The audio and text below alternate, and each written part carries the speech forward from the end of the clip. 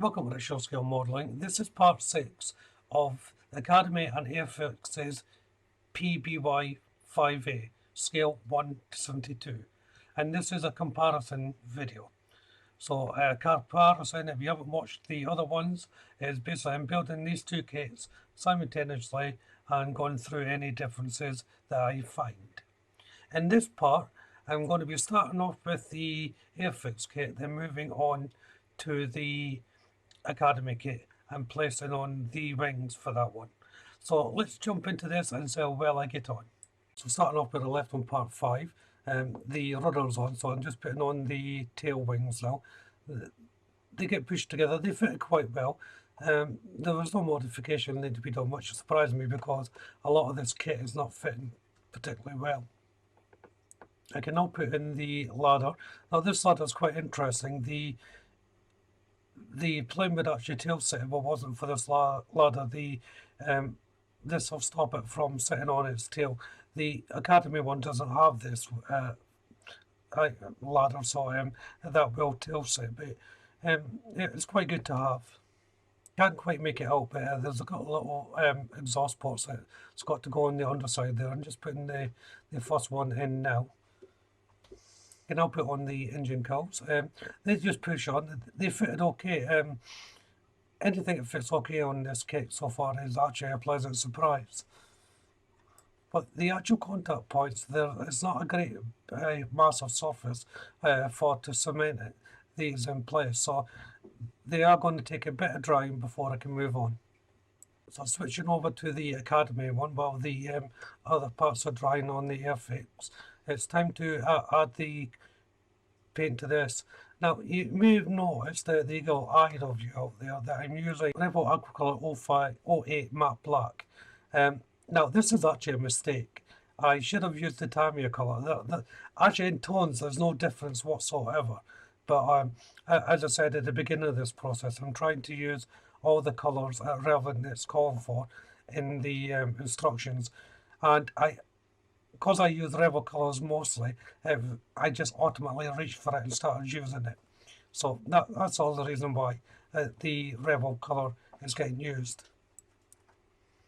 Before I put the main colour on all over, I'm just using a small brush to paint around the windows so that I don't get any paint onto the windows. If you do, you can just scrape them off with a cocktail stick, but it's better if you don't. And once that's done, I can now apply the rest of the main colour. So I was back to the bombs and I'm just snipping them off the sprue. If you remember, I built and painted these on the sprue. I'll just take off any connection points and tidy them up and repaint. They're just small minuscule parts that I need to do for this. And then once that's done, it's just a matter of popping them onto the wings. And they're going into the holes that I drilled previously. Slightly different from the Airfix one. The cowls and props go on now. The reason for that is there's some exhaust work that has to go on that layers over the top of the cowl. And it depends on what version you're doing is what you place on here. There's an early version and a late version. I'm doing the late version. Next to go on are the probes. Again, as I've said, I would normally put these on last for fear of them snapping or breaking, but I'm keeping in with the instructions and putting them in now. And once that's on, I'll give everything another coat of black. I can now fit the side canopies and bubbles. These are just placed straight on, no issues whatsoever. I'm using Tamiya's X10 gunmetal here to paint the struts that are going to hold the floats on the wings. So now moving on to page 3 of the Academy kit. And then it's Tamiya's XF71 cockpit green for the inner part of the wing. So I can now start assembling the wings. So depending on what you're doing with the floats, whether up or down, I'll dictate how these are assembled. I'm having mine down, so I have to be careful where I'm placing the cement, but the leading edges are quite well defined, so you shouldn't have much of a problem. So first of all, the main float goes in. There's a little lip that sits on at the bottom. It's quite a nice snug fit, The contact points are small, but you shouldn't run into any problems. And then for the brackets, so these just squeeze in so that they go into the location points. Each one's in a little recess, so you have to squeeze them in and they'll just spring back out. You can you don't really have to put any cement in here, even if you're having the floats down. They will be stable enough to hold. Interestingly, with the braces, it's only now that you can actually complete the float. The brace itself goes inside the float on its own little hinge.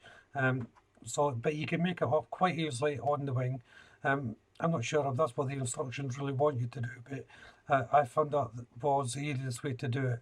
Then the last to go in is a little hold and push rod, which goes in a location right at the bottom, then just pushes up onto the cross section. And the last to go on is a little covering plate. I really like how this is designed for this kit. It can be done in such a way that you can open and close these floats without worry about it's not going to align properly. There's some little bracket things that go onto the exhaust area on the cowl. Now, depending on what version you use on the Academy kit, will dictate how many you use. I built all 4 just in case one broke or something like that. But you only actually need 2 if you're building the later version, but you'll need all 4 if you're building the earlier version. And it's just a little T-bar as such that goes onto this rectangular piece of plastic. So once again, I'm just painting on the sprue and getting everything ready for the next stage, including the wings. Now it's difficult to make out because everything is black, but I'm putting on these little exhaust bracket things first of all. I slightly screwed up. I put all 4 of them without thinking, but I took 2 off once I realised what I'd done. There's only tiny amounts of cement holding them, so it was no great issue. But that's both of them on, and I should have only had one on. So what you see on the mat there is a longer exhaust port, and that's what goes on instead of the little bracket I put on. There's a little cylinder piece that goes right on the end of it. The location point for it is not fantastic. I found it difficult to get it straight, but in the end I did get there. I'm using Revit Aquacolor 90 Silver to paint in the inner part of the lights on the wing, so just to give it that reflective surface. And going back to the engine cowls and the exhaust, it's time to place in the next part. Now, putting this on, it's quite an awkward shape, so you want to dry fit this a couple of times just to make sure you know exactly how it's going to go. It is curved to work in with the engine cowl, so it should be a tight fit. But there's no markings as such on the plastic to line it up. You're going to have to do it by eye. And next to a little dome or rail dome, whatever it is, on top of the canopy, there's a little hole that this sits into. Use canopy glue for this, or you will fog up your canopy while attaching it. Next to go on is a little round sensor thing. Again, generally I would put this on last, but the instructions are calling for it to go on now. And it's low enough within it that it shouldn't impact when you turn the model over to work on the underside. And as you can see the profile shot there, you can just about make it see it standing out.